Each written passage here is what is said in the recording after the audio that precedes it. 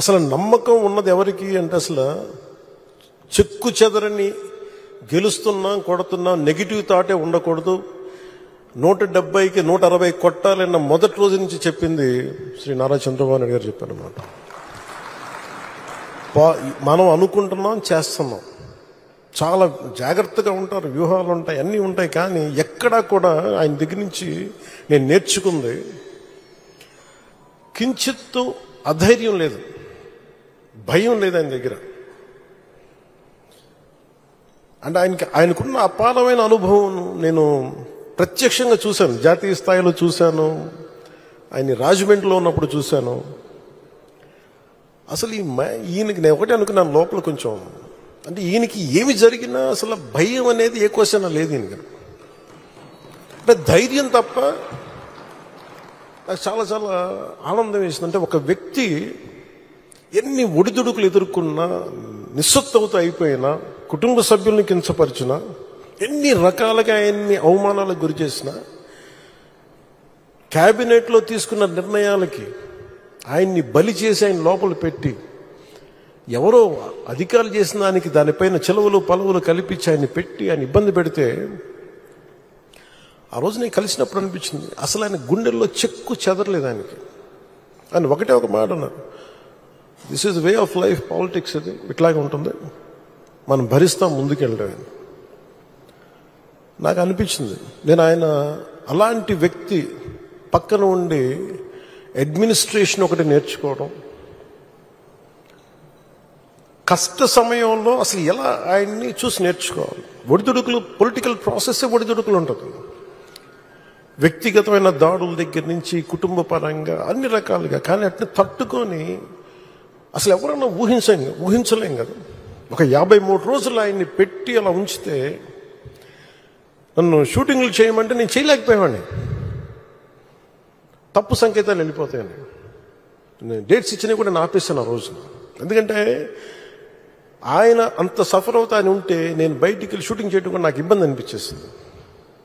నా ప్రొడ్యూసర్ చెప్పాను, 2 చేతులు క్షమించమని చెప్పాను ఆ రోజున. తప్పట్లేదు, నాకు రాష్ట్ర ప్రజల కోసం మారాలి ప్రభుత్వం, అందుకని చేస్తాను, దయచేసి మీరు అర్థం చేసుకోండి అని. అంత నేను చేయగలిగానంటే ఆయన తట్టుకున్న విధానం నన్ను కూడా ఎంతో కొంత ఒక చేయూతనిచ్చేలా చేస్తుంది. నా స్వార్థం వల్ల వ్యక్తిగతంగా నేను ఎదిగిపోవాలి, నా కోరికలో రాష్ట్రం విభజన జరిగినప్పటి నుంచి ఈ రోజుకి మనం నలిగిపోతా ఉన్నాం. మనకి తెలంగాణలో మనం దాదాపు 3వ వంతున్నాం అభివృద్ధిలో. సంతోషం, మన తోటి తెలుగు రాష్ట్రం ఆనందం. మనం పోటీ పడాలి, ఎదగాలి అంటే అనుభవం, పొలిటికల్ ప్రాసెస్లో అనుభవం ఒకటి చాలా చాలా కీలకమైంది.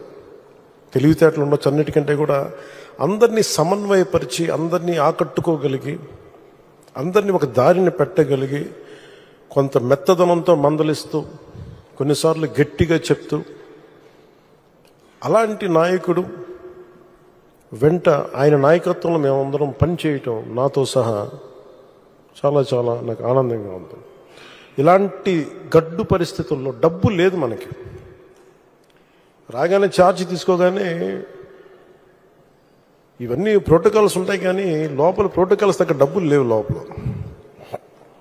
అలాంటిది ఆయన రాగానే ఈ 100 రోజుల్లో ఏమి చేసామని కీలకమని చెప్తే, ఏమైతే చెప్పారో మెగా డిఎస్సిని మేము పెడతాం, భర్తీ చేస్తామంటే 16,437 ఉపాధ్యాయ పోస్టుల్ని భర్తీ చేయడం.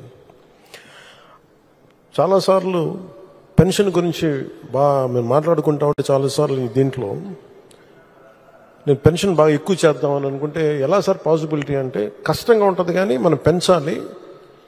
ఆయనకున్న ఆకాంక్ష కూడా ఏంటంటే సంపద కొద్ది మంది దగ్గర ఉండిపోకూడదు, అవి తిరుగుబాట్లు వస్తాయి. ఈ రోజున ఆయన నాయకత్వంలో ఈరోజు పొద్దున క్యాబినెట్ మీటింగ్లో మాట్లాడుకున్నప్పుడు కూడా ఎంటర్ప్రెన్యూర్షిప్కి ఒక 100 కోట్లు మూలధనం ఒక కార్పొరేషన్లో పెడితే, మన చిన్నపాటి పరిశ్రమలకి, ఔత్సాహికులకి, పారిశ్రామికవేత్తలకి అండగా ఉండటానికి ఒక 100 కోట్లు మూలధనం పెడితే దాన్ని 5,000 కోట్ల వరకు తీసుకురావచ్చు.